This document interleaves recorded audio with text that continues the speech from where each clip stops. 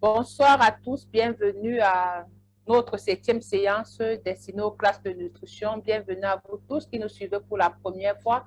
Pour ceux qui nous accompagnent, qui assistent à cette séance depuis le début, nous vous disons encore merci d'être là aujourd'hui. Avant de commencer, nous vous présentons toutes nos excuses parce qu'on a eu un souci avec notre caméra qui est tombée. Et du coup, il faut que le technicien essaie de voir comment la remettre en marche. Donc, la caméra ne donne pas, mais nous allons travailler comme ça, puisque vous nous entendez. Alors, aujourd'hui, nous parlons de l'alimentation du judoka pendant la compétition. Pendant la compétition, ici, l'objectif est de permettre de dire au judoka, il est question pour lui de savoir comment composer ses repas, lui permettant ici d'optimiser sa performance et de minimiser les risques gastriques ainsi que les risques gastriques et les risques intestinaux. Donc, comment minimiser ces risques-là pour qu'il n'ait pas d'inconfort digestif et d'inconfort gastrique, tout en prenant des repas qui vont lui permettre d'optimiser sa performance. Parce que le jour de la compétition, c'est la performance qui est recherchée. Alors, notre séance va se dérouler ce qu'il suit. Nous aurons des préalables déjà. Nous allons voir le petit déjeuner, la collation, le matin de la compétition. Qu'est-ce que le judoka peut prendre? Nous allons aussi voir la ration d'attente. Nous allons voir l'alimentation dès le début de l'échauffement, quand vous commencez à fournir des efforts. Et l'alimentation entre deux combats. Qu'est-ce que vous pouvez prendre entre deux combats? Nous allons sortir naturellement par des discussions ici qui vont intégrer des questions ainsi que les réponses, les retours d'expérience et si possible un petit cas pratique vous permettant de savoir vraiment comment vous prendre en main côté nutrition le jour J, le jour tant entendu. Alors au niveau des préalables, l'usage pertinent et le choix adéquat d'aliments ici ainsi que de liquides spécifiques pendant la compétition offrent des atouts majeurs en termes de performance. Vous ne serez au top de votre performance que si vous avez fait un choix approprié, un choix adéquat des aliments ainsi que des liquides. Quand on parle des liquides spécifiques ici, ce sont des boissons. Et c'est cette combinaison d'aliments plus boissons qui vont vous offrir des atouts majeurs en termes de votre performance. Tout ceci permet en fait d'entamer une compétition en affichant un taux d'hydratation optimal pour retarder et minimiser la déshydratation. Du moment où vous entamez votre compétition, étant vraiment au top de votre hydratation, vous allez minimiser les risques de déshydratation pendant la journée et même au début de votre compétition. Ici, ces liquides qu'on a parlé plus haut, ainsi que les aliments, vont vous permettre de restaurer les réserves de glycogène hépatique et diminuer ainsi le risque d'hypoglycémie pendant la compétition. Votre foie, il travaille énormément. Alors, quand vous lui donnez des aliments et des boissons de qualité, qui lui apportent des réserves, parce qu'on parle de restaurer ici, parce que même en dormant quand même, vous avez perdu un peu d'énergie, un peu de calories. Donc, quand vous maintenant, vous prenez votre petit déjeuner le matin, il va venir restaurer, il va venir renforcer les réserves de glycogène hépatique et de diminuer ainsi les risques d'hypoglycémie. Vous n'aurez pas cette sensation de fatigue, de vertige, parce que votre glycémie sera au meilleur de sa forme. Vous aurez un bon taux de glycémie. Toujours dans les préalables, ces aliments et ces boissons vous permettent d'approvisionner votre corps en énergie. Les aliments vont vous apporter beaucoup d'énergie ainsi que les liquides pendant la compétition. Et vous avez vraiment besoin de l'énergie pour pouvoir aller jusqu'au sommet. Alors, quand on finit avec les préalables, nous allons voir le petit déjeuner et la collation. Qu'est-ce qu'on peut prendre au petit déjeuner ainsi qu'à la collation? Alors, pour le petit déjeuner, pour commencer, vous avez des petits toasts que vous pouvez prendre avec du miel. Le miel ici, il est différent du sucre. Il vous apporte des glucides qui vont continuer à faire une réserve, qui vont continuer à être gardés dans votre organisme, à être utilisés plus tard.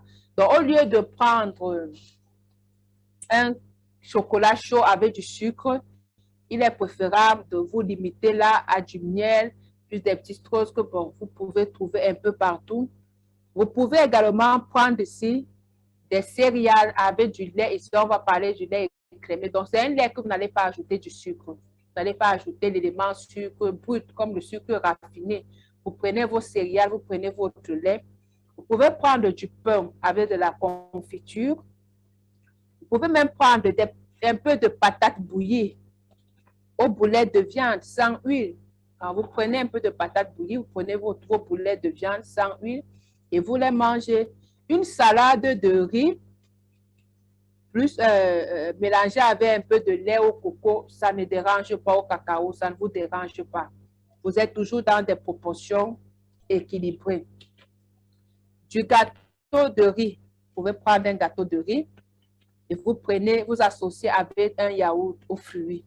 Ou le gâteau que nous avons vu à la veille d'une compétition peut toujours vous accompagner, si vous en avez toujours, avec un yaourt. Donc, voilà un peu quelques exemples de petits déjeuners que vous pouvez prendre le matin du jour de la compétition.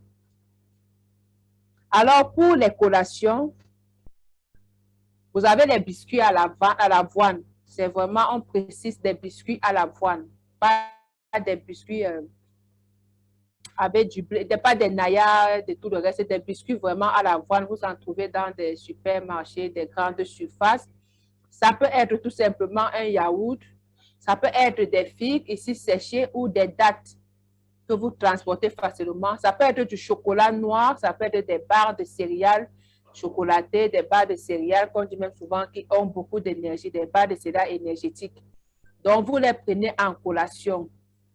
Vous savez très bien, on a vu ça tout au long des séances, à quel moment intervient la collation.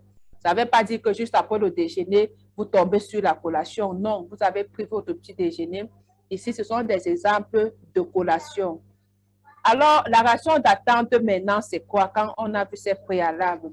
Si vous avez 3 heures ou 4 heures, 3 heures ou 4 heures avant la compétition, vous allez prendre un repas normal. Ça peut être ces boulettes de viande plus la patate, sans friture, un repas qui n'est pas gras, donc sans friture, ni sauce grasse. Il peut y avoir de la sauce, mais pas une sauce épaisse et grasse, épicée, selon la tolérance. On dit épicée ici selon la tolérance parce que certaines personnes peuvent consommer du piment et être sujet à un inconfort digestif ou gastrique. Certaines personnes peuvent consommer un repas qui est assez épicé, alors qui se prépare assez épicé, poivre, gingembre et tout ça, et il y a des organismes qui ne supportent pas. Donc, en fonction de votre tolérance, vous pouvez prendre si le repas est épicé. Mais le conseil, c'est d'éviter parce que vous ne savez pas ce qui peut mal tourner dans votre organisme. Là, c'est un repas, on dit 3 heures à 4 heures avant la compétition. Là, vous savez que mon premier combat commence dans 3 heures ou dans 4 heures.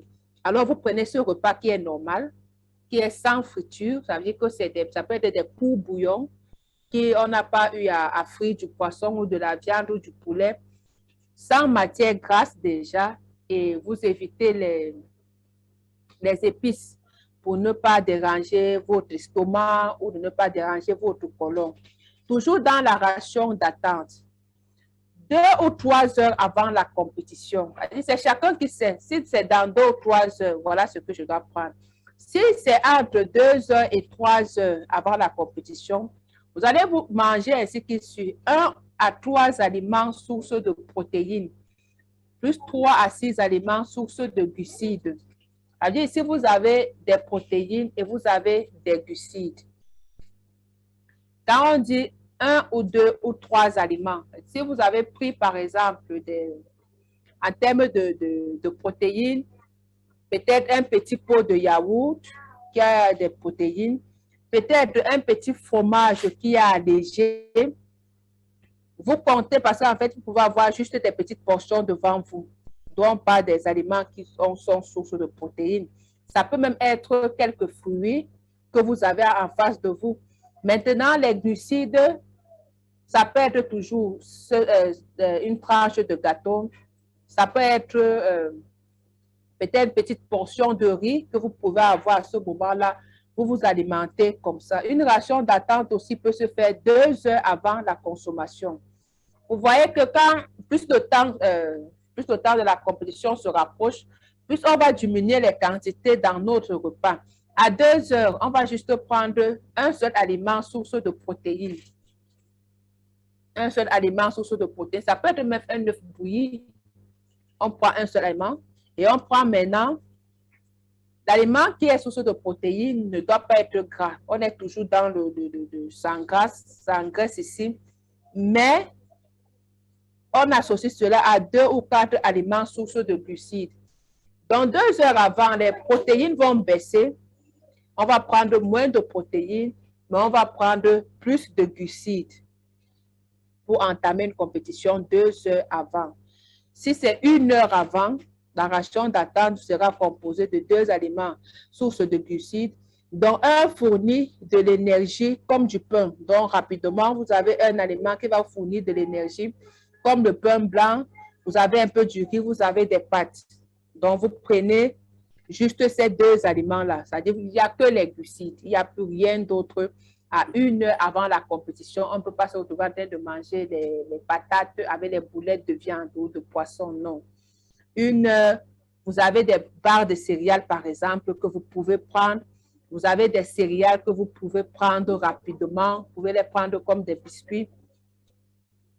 Même pas besoin que ça passe dans du lait. Parce qu'à 1 heure vraiment de la compétition, on prend juste quelque chose d'énergétique. On ne s'alourdit pas. Ce n'est pas un repas qu'on va s'asseoir pour manger. Ça peut être un petit gâteau de riz. C'est vraiment des petites quantités de glucides qu'on va prendre.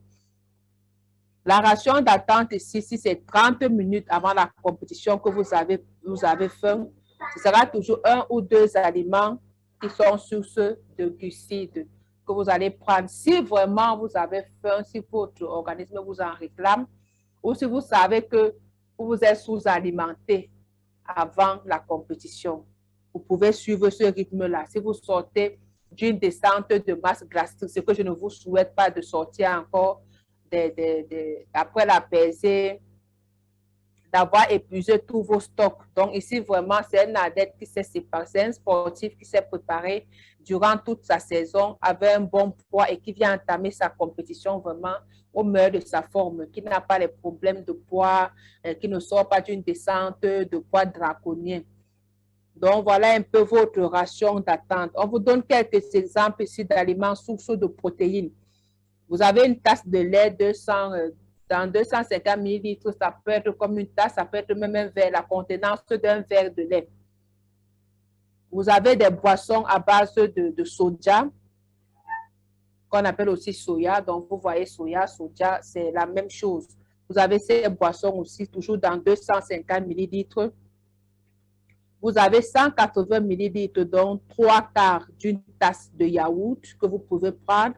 Vous avez 1/4 d'une tasse de cottage. Ça se trouve dans des supermarchés que vous pouvez prendre. Vous avez 30 grammes de fromage ferme, comme je parlais de fromage tout à l'heure, que vous pouvez toujours prendre. Dans le fromage, il y a souvent des portions dont vous trouvez et vous prenez 30 millilitres ici. Donc, c'est 2 cuillères à soupe de beurre d'arachide ou de cacahuètes. Vous pouvez trouver dans les supermarchés beurre de cacahuètes. C'est toujours source de protéines. Vous avez les amandes. Vous prenez 1/4 d'une tasse d'amandes. Vous pouvez prendre 30 grammes ici de viande. Et si ça intervient parfois, c'est la viande séchée. Donc, il y a en compétition, vous pouvez partir avec de la viande séchée. Ce n'est pas la viande qu'on a eu à préparer dans des sauces tomates qu'on a frites. Non, 30 grammes vraiment. Viande ou du poulet fumé, séché ou du veau, vous pouvez en prendre. 40 grammes de thon ici en conserve. Mais si vous avez les moyens, vous pouvez faire votre thon fait maison avant de partir et arriver là-bas. Vous pouvez prendre cette quantité-là. Voilà un peu les sources de protéines. La liste n'est pas close, elle n'est pas exhaustive. Vous pouvez en ajouter. Maintenant, quand on vous parlait des 2 ou 3 aliments sources de glucides, On peut trouver les glucides ou facilement en compétition. Vous avez une tranche de pain, donc un petit pain, peut être un petit pain de 50, comme on en vend jamais ici chez nous. 125 millilitres ou une demi-tasse de céréales à grains entiers. Donc, quand vous prenez votre tasse, vous mettez la moitié. Ça vous sert de mesurette. Vous avez des petits baguettes, des petits tortillas, tout ça, ça se trouve dans des supermarchés ou dans des boulangeries. Là, vous prenez des portions, des demi-portions. 60 millilitres de pâte ou de riz cuit. C'est une autre source aussi de glucides. Vous avez des muffins ici, mais là, c'est des demi-portions entières. Des gaufres que vous pouvez prendre, un biscuit au figues, 30 à 45 millilitres ou 2 à 3 cuillères à soupe de raisins secs. Donc, quand vous prenez votre cuillère, vous puisez 3 raisins secs et pas 3 raisins secs, 3 cuillères à soupe de raisins secs. C'est aussi une source de glucides. Et tout ce qui est sec, comme des raisins, des dattes, ça se conserve facilement. Vous pouvez voyager avec facilement. Vous avez le camembert séché ici, que vous pouvez également consommer. Vous avez les barres de fruits séchés. Une barre de fruits séchés, ce n'est pas mauvais, c'est une source de glucides. Demi-barre de céréales ici, c'est également une source de glucides. Donc là, vous avez des exemples de glucides et des exemples de protéines, puisque vous vous rappelez qu'on disait 3 à 4 heures avant la compétition, voilà ce qu'il faut prendre. 2 à 3 heures, il faut prendre 3 à 2 aliments, sources de protéines ou de glucides. Donc, ces exemples ici vous permettent de savoir comment composer rapidement votre ration d'attente. Je sais que vous savez ce que c'est une ration d'attente. Donc, en attendant la compétition, qu'est-ce que je peux manger 3 ou 4 heures avant? Qu'est-ce que je peux prendre 2 ou 3 heures avant ou 1 heure avant, même 30 minutes avant si le besoin se fait ressentir? Ou je peux juste prendre une toute petite quantité, sachant que cette quantité va m'aider même à la fin de la compétition, en fin de journée. Donc, la petite ration, 30 minutes avant, je suis assise là, je la prends, elle va m'aider à l'avant-dernier ou dernier combat.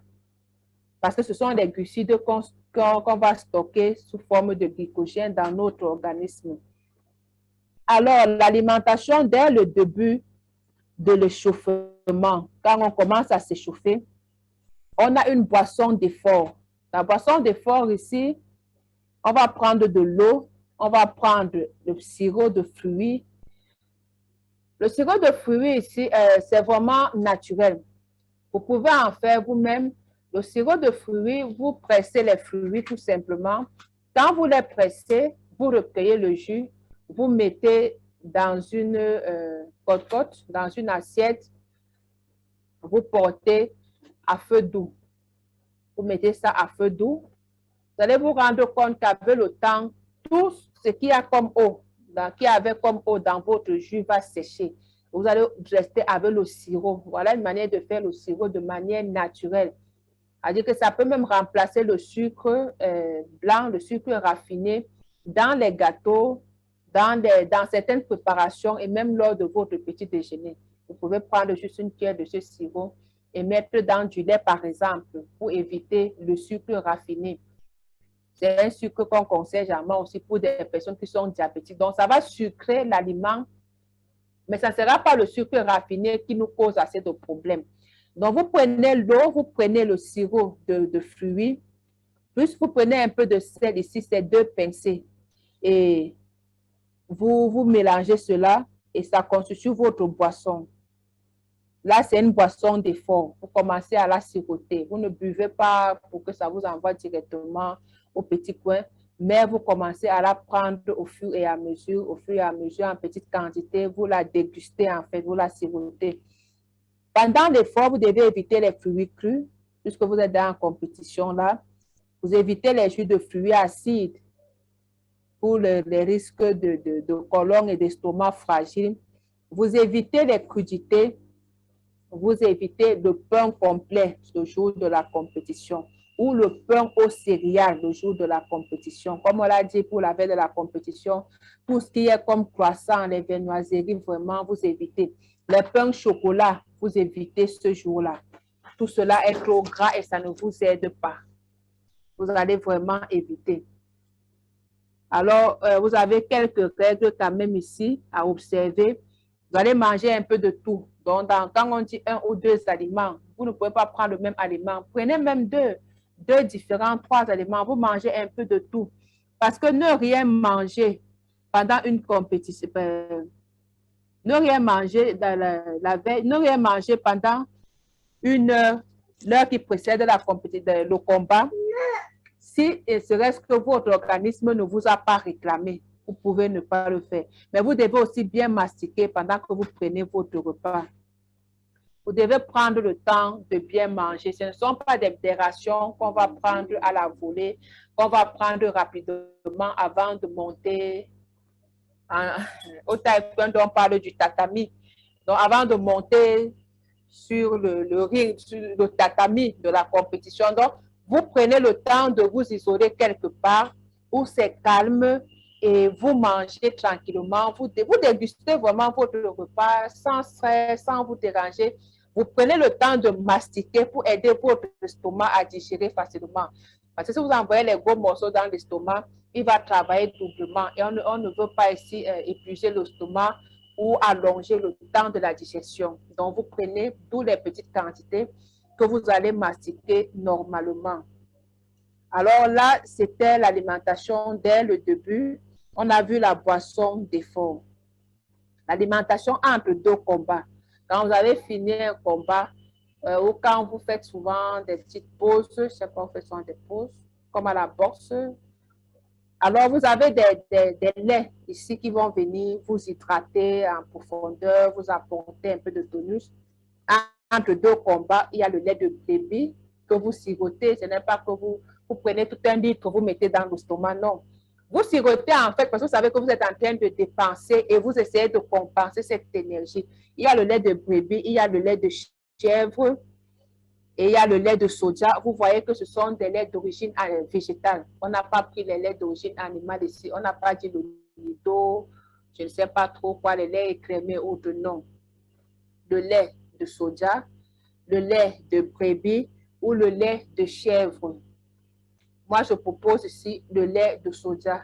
Il faut laisser le lait de chèvre aux animaux ainsi que les brebis là. Prenez le lait de soja qui est très digeste, qui est très bien. Vous le prenez, c'est des boissons que vous pouvez faire vous-même à la maison. Si vous pouvez bien les conserver, ça vous revient moins cher au lieu d'aller au supermarché. Il y a également l'eau gazeuse ici, riche en sodium et au bicarbonate, que vous pouvez faire une petite composition. Ça peut aussi vous apprendre les deux combats, ça vous apporte un regain d'énergie. Ainsi que des boissons à base de la pulpe de baobab. Donc, si vous avez du baobab, vous pouvez faire des boissons à base du baobab, de la pulpe du baobab, et ça vous apporte aussi de l'énergie. Et ça permet que l'énergie qui est perdue se remplace facilement et se conserve même. Donc, que faut-il ici retenir? C'est que vous devez prendre un repas léger. Le repas léger ici, on parle de 500 à 1000 kilocalories. C'est-à-dire que si vous avez l'habitude de prendre une assiette, vous avez peut-être votre assiette, vous savez que, bon, voilà, moi, c'est 4 morceaux de macabo. Le repas léger ici, c'est que vous divisez les 4 morceaux, même en deux. Vous prenez 2 morceaux de macabo ou un morceau et demi même. Donc, vous voyez que les quantités baissent considérablement. Mais vous complétez cela avec plusieurs collations parce que votre repas doit rester léger et digeste. Maintenant, ça ne va pas forcément vous rassasier. Donc, vous prenez des collations, pour pouvoir venir compenser ce déficit calorique que vous avez créé parce que vous ne devez pas alourdir votre estomac. Et de l'autre côté, il est important de bien s'hydrater dès le matin de la compétition ainsi que tout au long de la journée. Vous commencez à vous hydrater, vous vous réveillez, vous prenez votre 1 verre d'eau ou votre 2 verres d'eau pour relancer les fonctions métaboliques et au cours de la journée, vous continuez de vous hydrater. Vraiment, même si vous n'avez pas de boissons d'effort, l'eau minérale ne doit pas manquer. Vous devez continuer à vous hydrater tout au long de la journée, tout au long de la compétition. Donc, si c'est pour résumer, on a vu les rations d'attente, on a vu les boissons d'effort, la boisson qu'on peut prendre. Là, c'est juste une boisson Mais à la dernière séance, vous aurez plusieurs compositions avec des, oui, compositions. Donc, si c'est le sucre de, je sais pas, pincée de sel, avec les ingrédients et les quantités. Oui, à la façon, on va essayer de faire ça sous une fiche que quelqu'un peut même photocopier et garder pour que ça puisse vous servir.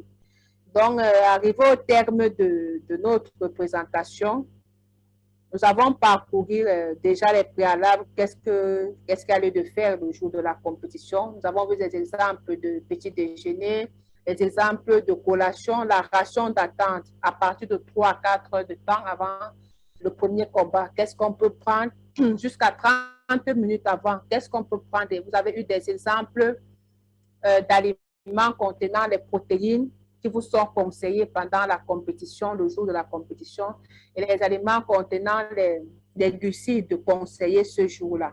Ce que vous pouvez prendre entre les deux combats ici. Et donc, voilà, arrivé au terme de notre présentation.